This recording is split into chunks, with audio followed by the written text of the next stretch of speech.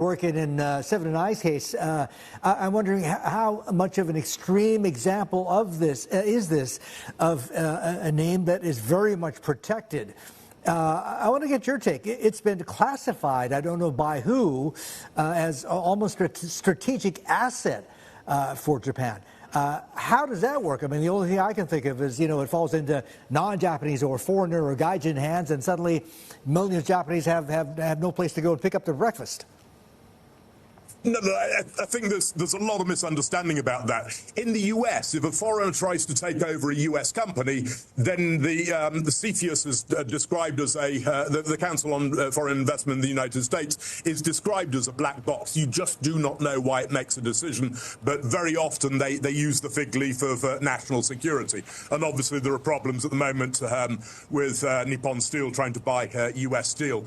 In Japan, they've tried to produce a traffic light system of saying, how important is this to national security? It doesn't mean to say that the takeover will be blocked. It merely means that it will be investigated by the Ministry of Finance. So if you look at it, about 75% of core 30 companies are in the top group of Group 3, so important for national security. About 73% of large 70 companies. So broadly, 3/4 of the 100 biggest companies in Japan are considered in that group. So they'll be investigated. That merely means Japan doesn't have the wherewithal to be tracking takeover bids. So it means that if you buy over 1%, then it triggers a mechanism that investigates it. It doesn't mean you can't buy it. It's not intended as being a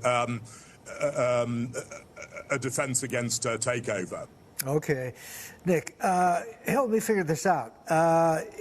When we first started talking a couple of minutes ago, the stock was down. You were saying, look, that probably shows that investors are just not optimistic that the deal is going to get through or get across the line. I get that. How much of it could also be the early weakness, at least, the thinking that, look, the incumbents, Seven & I owners and management right now, are trying to do what the market has been trying to force them to do, to create more value. And we talked about this earlier offline, spinning off the supermarket business, spinning off its bank, et cetera.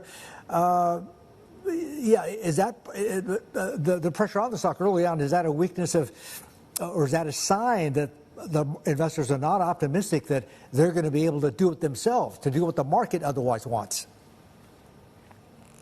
I do think this is a case of too little too late, that there's been a long string of well-known activists in this, whether it's Value Act or Third Point or Oasis or Dalton or Artisan's been in there, all of them trying to force the company, saying, look, your convenience store business is really good. Your general merchandise businesses, not so much. We would just love you a lot better if you didn't have the non-core businesses in there.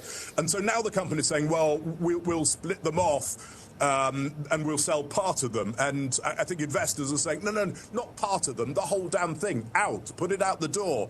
If your points down with seconds left on the clock before the end of the match, you've got to swing hard. And the management is not doing that. And I think there is a fear that they'll somehow manage to sneak past this takeover bid and then quietly lapse back into their old ways. So there are fears on this company. I think the company has been management has been somewhat lax over the recent decade.